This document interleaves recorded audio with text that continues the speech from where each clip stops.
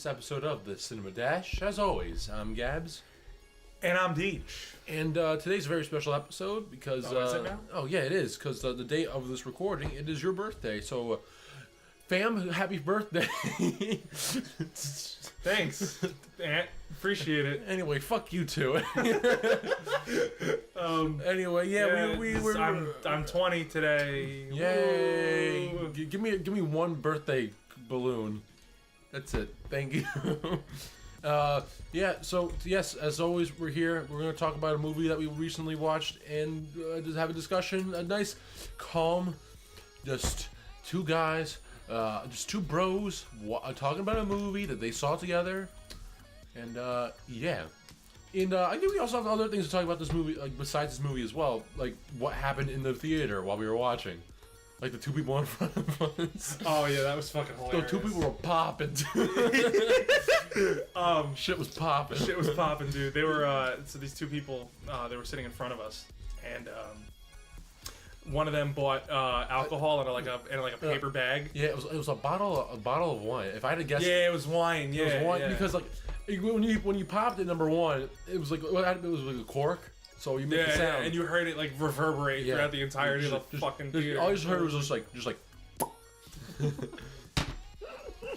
And I'm like, oh, shit's popping. Yeah, and then they tried to fuck by the end of the movie. Yeah, by the end of the movie, they're just like cuddling up together, like, and I'm like, yeah, in her head,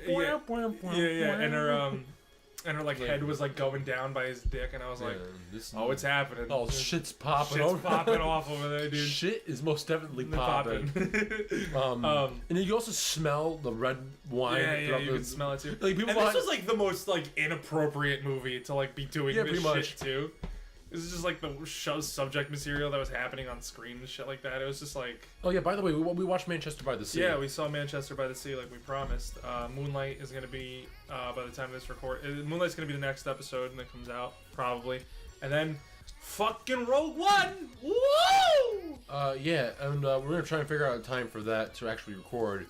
Because as of this recording, it's like the last full week of college for us. Oh shit, yeah, you're right, son. I have my first final on Tuesday, actually. I have my first final on Thursday. Grody. It's a take-home final, so there's that.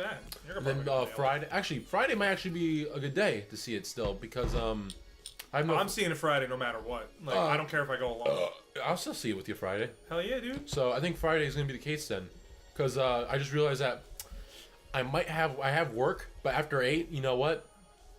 We can still see the movie. I took off work for it, dude. Like I'm in it to win it, bro. So I'm going to see it. Yeah, because I also have my professor's like, yeah, our final is Friday, but like we have nothing to like final over, so like we guess we can watch a movie if you want. And I'm like, that'd be dope. We have nothing to final over. Yeah, I love that statement. We're talking about watching Spotlight. Ooh. So Best Picture winner. That might be a one-off in the future. Like, yeah, I still want to see that movie. I haven't seen that movie yet. Letting y'all know that if that's the case, a one-off will be recorded. Indeed. Probably like after I watch it. I mean, I would think so. I mean, like sometime. I'm not like the day after, because like it'd be like that class. Then like a small break where I have lunch. Mm-hmm. Then I have time between that lunch and work to go to work. Then I have actual work, and it would be us going to see the movie. Right. Probably. Okay. Sounds good. So yes, that's the schedule. Yeah, indeed. So Moonlight's next episode, then probably Rogue One, and then probably Best of list. And yeah, something like there that. You have it. And then January we start our X-Men series. And then January we get fresh, we get newer, we get improved, we get everything we ever asked for. I've been working on some shit for the channel. I've been designing some new logos. I'm shit at graphic design, so I've just been using like Photoshop and Paint.net. I mean, I've been using Paint.net and MS Paint. I've also been running some ideas in notebooks. I have materials. If anything, it's gonna be done. We'll probably get a new logo and everything next year, sometime next year. Yeah, it's probably gonna be for the third season. So the first quarter of the third season will probably feature a new logo at some point. Yeah, either from me or from DeGe or from both. Yeah. We'll figure it out. Well, we don't know what we're gonna see. Well, we know what we're gonna see in January, but we just don't know how fast the content's gonna come out. So we might be using like old logos and shit for like January, but I would say definitely by like February or March we're gonna be doing like new and improved, revamped season 3. So yeah, look forward to the 3rd season. It's gonna be fucking lit. You know what else Can't wait. You know what else is lit? Down for all the movies that have been announced so far. So that's gonna be fun as hell, and I cannot wait to see all those movies. I can foresee this being poppin'. I think it is gonna be poppin'. Yeah. Season 2 was poppin'. Season 1 was not so poppin'. Season 1 was an experiment. Season 1 was our experiment. That was our pilot. That was our pilot season. Yeah. That's what it was. And season 2, I think we really came into our own. I really think we came into our own. And then somehow we got enough funding in the budget, our non-existent budget, to have ourselves a 3rd season. We fucking have a budget. We're just 2 assholes sitting in my room with a microphone. Our non-existent budget. Well, I really like our budget is probably just like what. Whatever costs to see a movie. That's like the $11 for each of us, $12, and then whenever we get new equipment, or should I say, whenever you get new equipment. I already got the editing software, so I just need the mic. I'm looking into a new mic for the channel, and a mic stand as well. So we don't have to use this janky ass mic stand anymore. A cup with a couple pens and pencils in it, and a microphone inside of it. Thank you for revealing our backstage past secrets. I guess whenever that new mic comes, we'll give this one the proper burial it deserves. Yeah, I mean, I'm still gonna use it because it's a great mic. Like this mic has gotten me through thick and thin. It's a workhorse, all right. Yeah, it's gotten me through thick and thin, so I'm gonna be using this mic. But I'll make like a little tribute video for this mic and just do some stupid shit with it. Yeah. Yep. But anyway, let's review a movie. I think before we also do that, we should talk about the far future, like a year from now.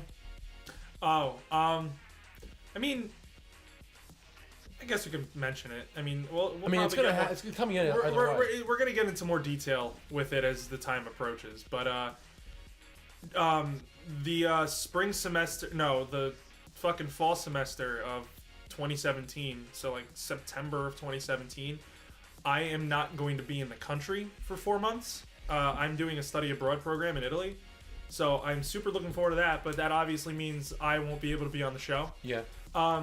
We're gonna try to we're gonna try to like record it through Skype, see if that happens. But the thing is, like with Italy, they only get like super big blockbuster movies over there, and they don't get like the indie darlings or whatever. Like I'm not gonna be able to see like.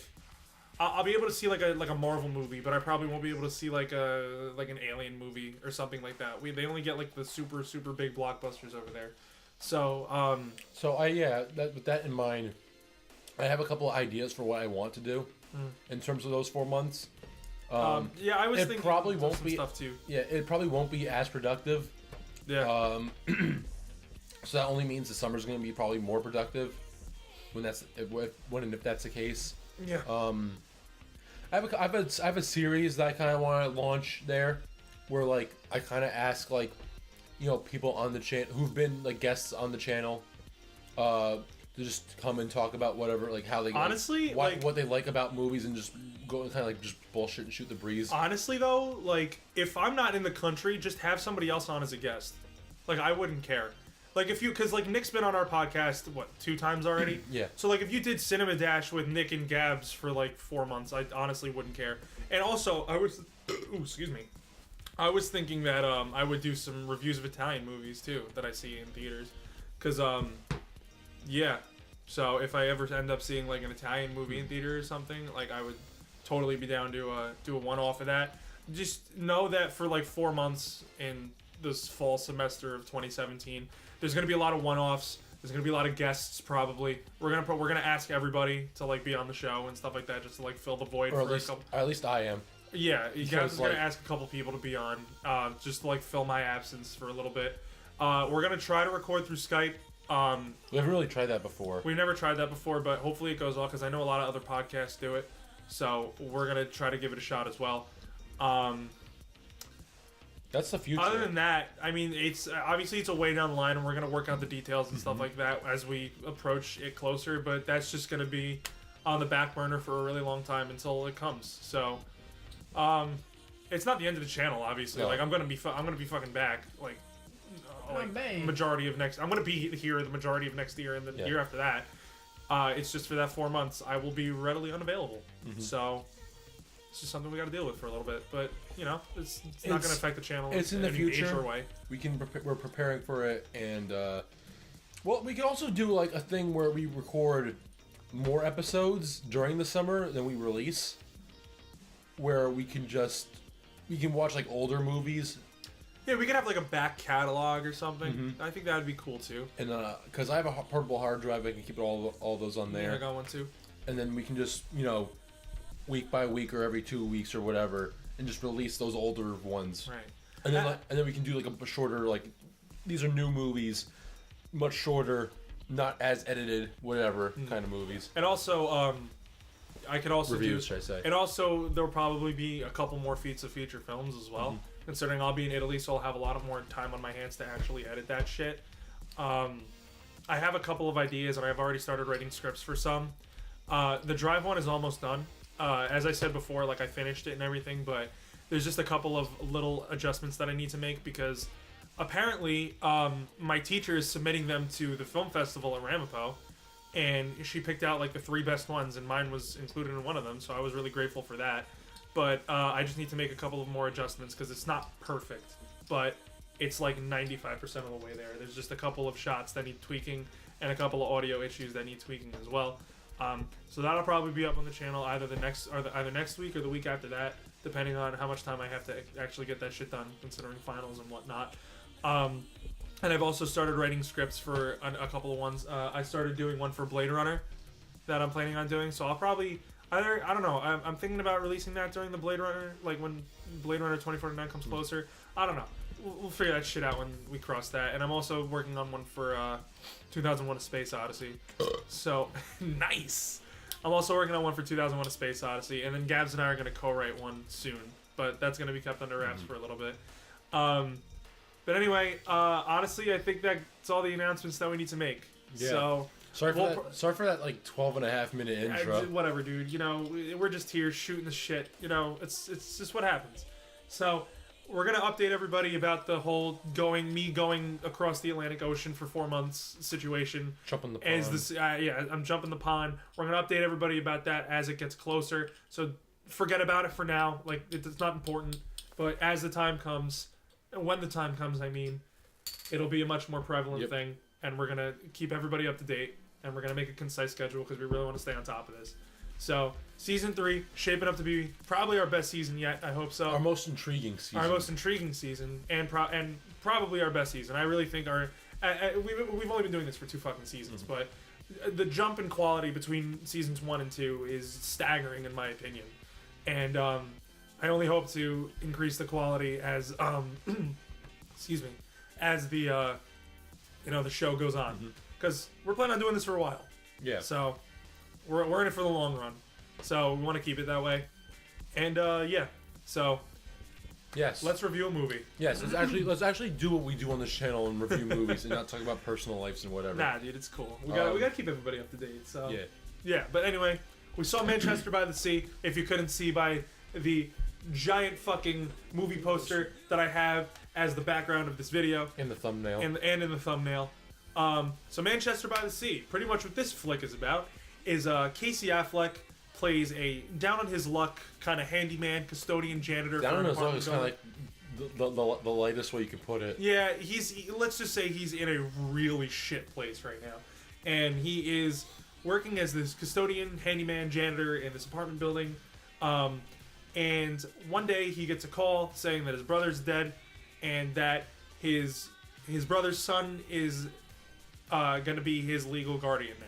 So Casey Affleck is going to be the son's legal guardian now. Oh, okay. Hey there. Anyway. Don't restart that, you piece of shit. Yeah, what are you weird. doing? I don't know what's happening there. But anyway, fucking, yeah. And shit goes down from there. You learn more about Casey Affleck, and you learn about So the past, as they say. Yeah, I was actually really, really, really, really looking forward to seeing this movie. I've heard stupendous things about it.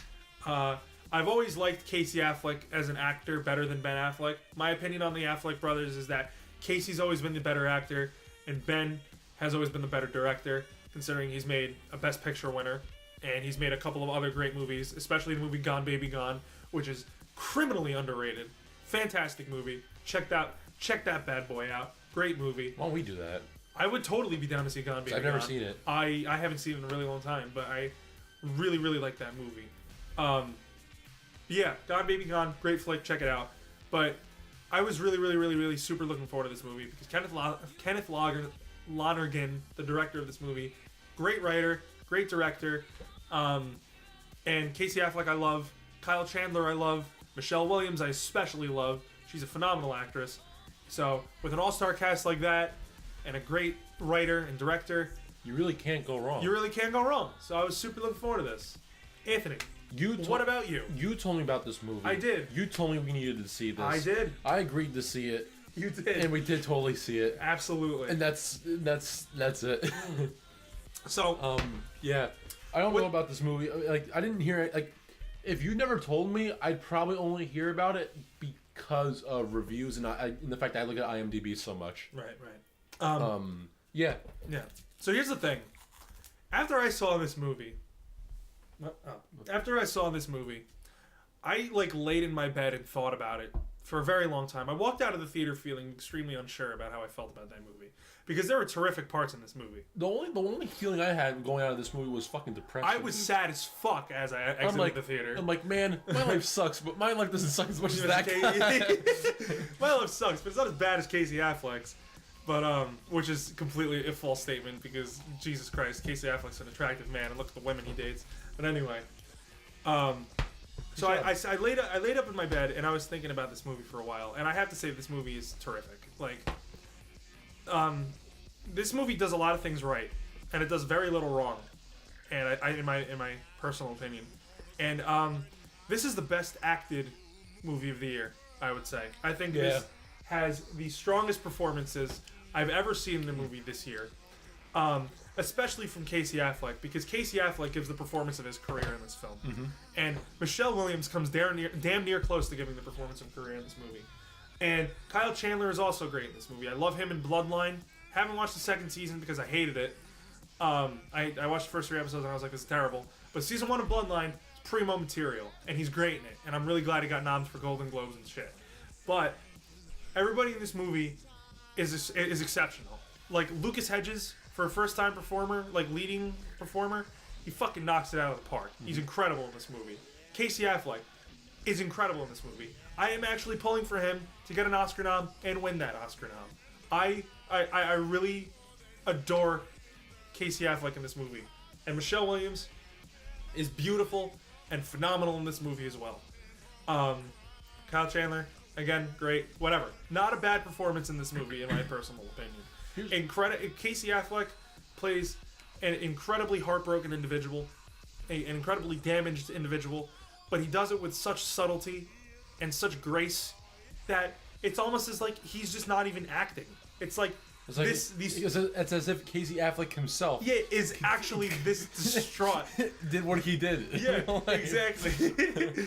Which would be really fucking sad. But still. This movie may not be a masterpiece, but it is a masterpiece in regards to performance and acting. In my opinion, if you want to become an actor, check this shit out. Because it's phenomenal. Every single performance in this movie is career defining. Yeah, I would say. I'm sorry, Anthony. I went on a tangent. I went on a very long tirade about that for a second. You know what, birthday boy? You're good.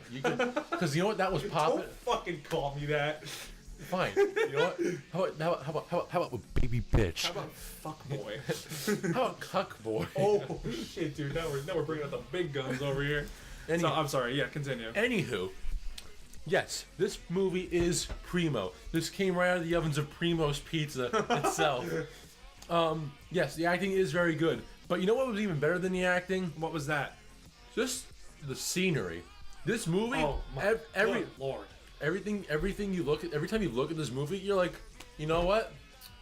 I can put that in a frame and I can hang it anywhere in my house. Yeah, and it would look nice. Absolutely. Every time I watch this, like every scene, every different shot was like, damn, that's good looking. I like that. Hey, babe, you're good looking. That's nice. And also, I like all these pictures, even though it's super depressing and the material is like makes me want to kill myself. But that looks nice. Jesus. Seriously, it looks like a painting. I completely agree. No, I completely agree. The cinematography in this movie is gorgeous. It's very it's not very color. It's very bleak and very drab. It's like blue and kind of washed out. There's a lot of blues and gray hues going in there, but it fits the tone of the movie perfectly because this movie is fucking depressing. This movie makes you feel blue. Exactly, and that the tone and the color of this movie conveys it perfectly. And going back to what you were saying about scenery, it makes you feel blue. Blue his house with a blue little window and a blue Corvette, and everything was blue for him and himself and everybody around him, and every got nobody to listen. You okay? Did you just have a stroke? I'm blue. Dabu dee babu die. Anyway, going back to what you were saying about the scenery, like a little known fact about me. I don't think I've told you this actually, but I actually have like a really deep love for like port towns. For some reason, like I heard port, and I'm like. Porn? No, not porn. Yes, porn. But I have a deep love for porn. I do have a deep affection for besides porn. that, but besides that, no. I have a deep. I actually have like a deep affinity for like port towns and stuff like that. So like Boston's right up your alley. Yeah, like Boston or like Manchester by the Sea, the town. Maine, like Portland, Maine. Everything in Maine. Yeah, everything in Maine, pretty much. Like I've always found their aesthetic to be like really pleasing and just relaxing and like. Everybody who like lives there is like a handy Jesus Christ, dude. And everybody who lives there is like a handyman or like a fisher, and just like everything's really quiet. Everybody knows each other. That's the kind of town like I want to live in when I get older. Like a very quiet town with like my family and just everybody knows each other. That's just like my ideal town. But like anyway, I'm living there when I retire. Absolutely. And just that like, and I've always had like a very strong affinity for that stuff. Like I've always wanted to like shoot a movie there, and like a lot of like quote unquote scripts I write are set in port towns and stuff like that. Like a short story that I wrote for like one of my for my English class in high school was set in a port town. I just really like port towns for some reason. I don't know. I just really like their aesthetic and stuff like that. So when I saw this movie, I was like, hey, it's a good looking movie, and the cinematography in this movie is fucking gorgeous. Does this port town have a pizzeria though? What do you got that shit-eating grin on your face? But is it Primo's Pizzeria, the best pizzeria in all the land? I don't know. We gotta make Primo's Pizza a t-shirt. Primo's Pizza? Absolutely. No, if we get big enough and we do t-shirts, Primo's Pizza is gonna be on one of them, and I Heart Cinematography. I Heart Cinematography. Yeah, those are the other ones. But yeah. Anyway, cinematography in this movie is fucking gorgeous. I really like port towns. What else did you like about the movie? Because I got a couple things. What else did I like about this movie? I like the son, or the adopted son, or the son he wants to get rid of, the kid. Yeah, He was like the one thing about this movie I kind of like too was like how it like breaks like it breaks the depressing shit with like the comedic stuff. This movie was surprisingly funny. Yeah, I was like we actually had a lot of good laughs in this movie. Like the whole beginning was the beginning was like pretty funny, and like whenever the kid came in like with Casey Affleck, it was that like the two of them together were either really funny or like really real. Also, the realness of this movie. Oh, it hits home. Quick question: did you ever get teary-eyed in the movie? Yeah, a couple times. Yeah, all right. Why, did you? No, I did too. Yeah, like, a couple times. More toward the end, I'm like, don't fucking leave him. I was like, no, because their relationship in this, like, and that's one thing that I really praise this movie for, is the relationship between Casey Affleck and the kid, Lucas Hedges. Their relationship, even though they weren't father and son, they really felt like they had such great chemistry on screen together. They really bounced off each other very well, and that's all in part to the phenomenal script by Kenneth Lonergan. He writes and directs the shit out of this movie. This movie, I feel like, was kicks the shit out of this movie. He does. Like this movie really felt like a passion project for Kenneth Lonergan, because the writing in this movie is incredible. It's on par with The Edge of 17, in my opinion. I don't know. I'd say it's on par. I wouldn't say either or better, but I would say it's on par with The Edge of 17. But by God, the direction in this movie, he directs the living shit out of this movie, and the payoff is incredible. And back to what I was saying before, Casey Affleck and Lucas Hedges play off each other very, very well. It feels like they're related. You know, if you put them in a room and I'd had no idea who they were, and then you just had let them have a conversation, I would genuinely think they were related, because by golly, they're incredible together. And what else was it? What was the thing you said? I'm sorry. The kid? I just said the kid. Yeah, the kid. Yeah, and the kid was great. He had some of the best lines in the movie. But Casey Affleck stole the show for me, at least, and Lucas Hedges did as well. I like how this was also an art film, and like the title was also very artsy, but like it actually had meaning. No, but, art films have meaning. I mean, like, you're not gonna call your movie like Two Tulips and have the movie be about like war, and like there's no tulips anywhere. There's not even two. There's not even one, to be honest with you. But no, it's like there's just a guy's severed leg. Yeah, it's like this guy head just blew up, and like it's the town is Manchester. It takes place in there. It's by the sea, and every time Casey Affleck looks at the sea, he gets these like these memories of what happened before. And that's one thing I really liked about that. That's probably one of my like top 3 favorite aspects about this movie was the intercutting of the flashbacks with the real like the real world that was going on, because I feel like they were exceptionally handled. They came in at just the perfect times, and that's due to excuse me. That's due to Same. Excuse me. Same. Fuck, dude. Same. That's due to very, very strong editing on the editor's part, because the flashbacks felt seamlessly intertwined with the rest of the film.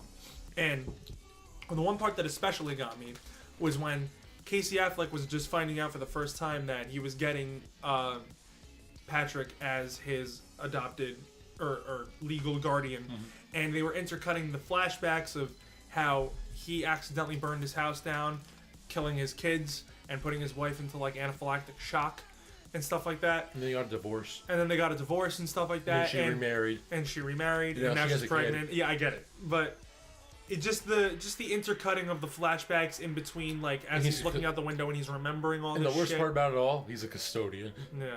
And he's just remembering all this shit that's happened to him. And it's just incredible. Like, I honestly think that it's incredible, because the editing in this movie is great, and just how they handled the flashbacks was original and refreshing, and it's not like a stupid ass dream sequence or anything. It's just him remembering these very painful memories that are triggered by these things that the adoption dude is saying to him, and it's just masterful. Speaking of the editing, did you ever catch like during like some of the ends of some scenes that like he would just like kind of like turn and try to go somewhere, but it would cut short and go to like the next scene? Yeah. Yeah, I like that. I like that as well, because it just wants to get it over with. Yeah, like just fuck it. Yeah, it also implies the passage of time. Yeah. So because it goes to a completely new establishing shot, and it's primo. So, what else did I want to talk about this movie? I just really like the characters. I would say the characters and the writing. I would say are the best parts about this movie, hands down.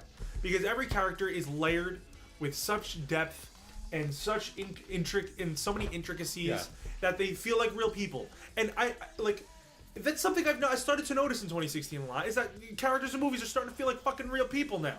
Like Edge of 17 surprised the shit out of me because they were real fucking people, not actors. Well, they were actors, but they were. Dude, don't get mad. I'm not getting mad. I'm just saying, like they're real fucking people. I'm scared. And, shut up. And in Manchester by the Sea, these people are real fucking people. And I'm like, okay, this is great because it's actually conveying.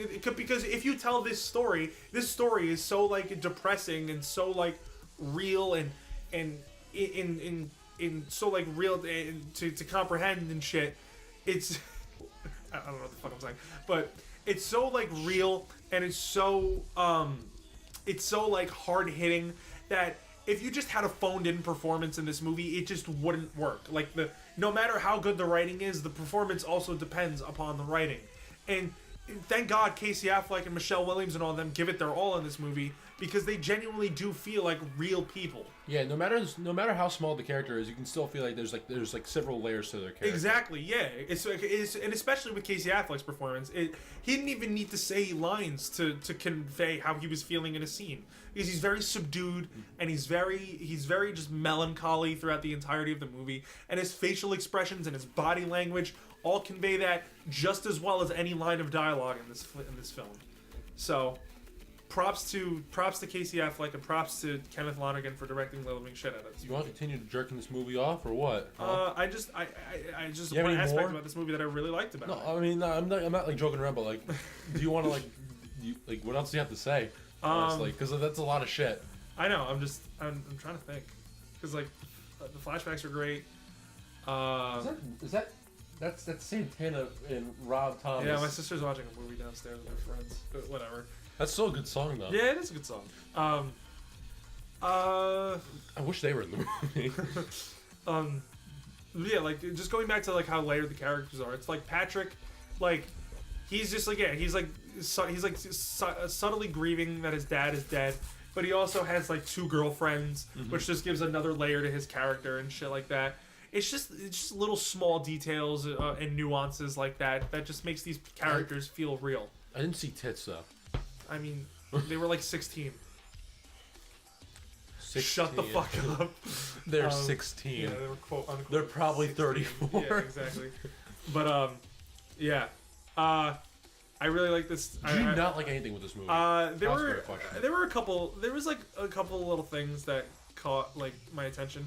I felt like the pacing in the beginning of the movie was a little bit off. It was extremely slow. And this movie feels a lot longer than it should be though. I think they could have cut just a little bit out. Like, I mean, a lot of the this movie scenes are in there for a reason, Yeah. and I get why he put them in there. But there were other scenes that I don't see why, because they didn't really contribute to the characters or the development of the story or anything. So I feel like he could have just... Fuck. Dude, that was primo. Holy shit. But Right I feel like he should have just... Yeah, right? I feel like he could have just cut those out, because there were a couple of scenes that just didn't need to be in there. And they didn't contribute anything to the characters or the story or anything. They were just like really long scenery shots. So I don't know what the artistic merit is behind that, but I guess Kenneth Lonergan felt the need to put them in. And I kind of disagree with it. So that really kind of threw off the pacing of the movie in about the first half hour to 45 minutes. What about you? Yeah, the pacing was definitely off for me. Kind of felt it throughout the entire movie. Like, it would actually get really interesting. Then we get really slow. Then we got really interesting again, and then it got really slow, and then it got like it was just like up and down all around. And well, wasn't much of a fan for it to be honest with you.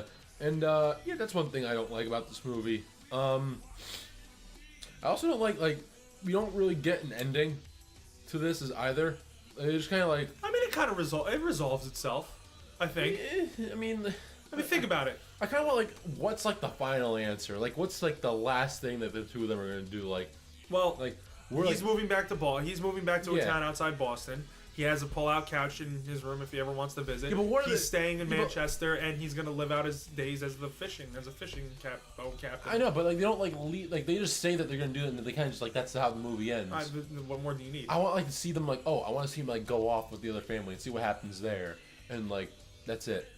And then I don't know, maybe he does something else that he tried to do earlier on in the movie.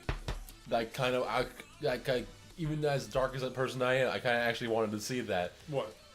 When he pulls the gun and from the cop and tries to do the thing. Tries to kill himself? Yeah, I mean, if you want. What do you mean you wanted to see that? I kind of feel like that was the way the movie was going, and I kind of got sad that I didn't see that happen. You wanted him to kill himself? I kind of feel like it would have been a perfect ending. No, it wouldn't. I kind of did. Are you kidding me? He got repentance at the end of the movie. He was like a kind of sort of at peace with where he was at the moment. Not really. Yeah, really. He was kind of happy. He smiled for the first fucking time at the end of the movie. That was the whole thing. I like death. Same? I don't know, but there is one thing that I do want to talk about. It's kind of what I like. There are 2 standout scenes in this movie that... Sorry, I didn't know you... I could feel that. There are 2 standout scenes in this movie that I think really seal the deal of me really liking this movie. It's the one scene between Michelle Williams and Casey Affleck when they reconnect in the parking lot. If you want to call That that was reconnecting. fucking beautiful. It just everything about that scene was incredible. So 2 of them sobbing. No, but it was perfect. It was literally fucking and then perfect. me sobbing in the scene. Yeah, then me sobbing just.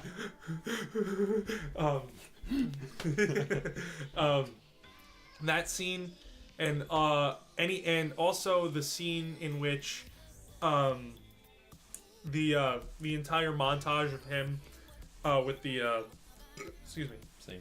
This is the burp episode. I'm just gonna title it the burp episode. The gassiest episode of the the gassy episode. And the one scene in which he talks to the adoption guy or the legal guardian guy. The lawyer. Yeah, and has all the intercut flashbacks of his house burning down.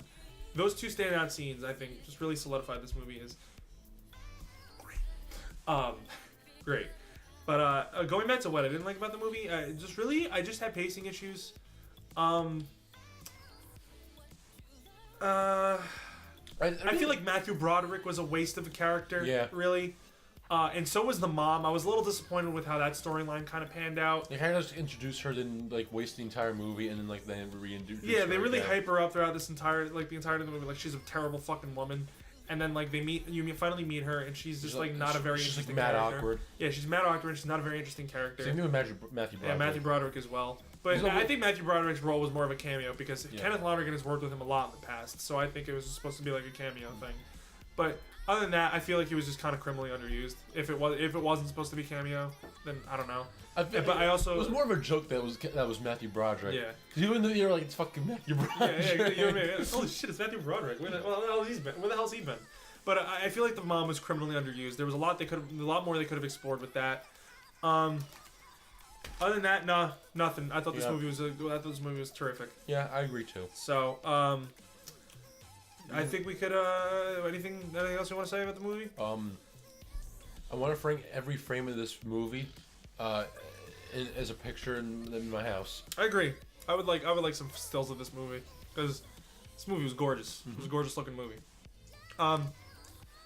So let's rate this movie. That's it. That's the rating. I would. The rating. All right. I would Manchester. I would Manchester 9 out of 10 C's. Suck my dick. What's up, boys? I finally did it. I finally did it on the first fucking try. Let's go. That wasn't even good though. Well, you know what? I did it without making a fool of myself, and I already just made a fool of myself. So I'll just go jump out the window. I'd pull a cop's gun out of his holster 8 out of 10 times. All right. I would have 8 out of 10 girlfriends. Yeah, that's pretty good. I would have 8 out of 10 of my children burn in a house. Sorry. The expression on your face right now is like, what the hell was that even? You wanna give some kind of a. What the fuck's wrong with you? Some kind of vocal thing. I don't know. Well, that's our Manchester by the Sea review, I guess. That's on that depressing note. That's our review. Yeah. I hope you liked it. I hope you like, comment, and subscribe if you want to see shit videos like this one. If you want to hear 10 minutes of us burping, share this video on Facebook and share with your aunt especially. You know what I'm gonna do? These past 2 episodes have been kind of gassy, so I think I'm gonna make a burp compilation. Are you? No. Exactly. Maybe an April Fool's thing, but that's like kind of like totally more, that's like more toward the end of the year for spring. So I don't know what the fuck's going on there because I'm not a fucking mind reader. So I don't know. We'll figure it out. Shut up. Anyway, look out for our next episode. Is going to be our Moonlight review, so that'll be on next week. Then Rogue One is going to be on. I think it's this Friday, right? Is it this Friday? I think so. It is this Friday. So look out for our Rogue One review. That'll probably be out that weekend. Super hyped to see that movie. And yeah, I'm DeGe. I'm Gabbs. And thank you all so much for watching. You're the best audience, all 30 of you. 30 strong. Cinema Dash forever. Cinemadash.com. Let's have 30 more next year. Love you all. You're all great. We gotta do the outro. And this is what our outro looks like.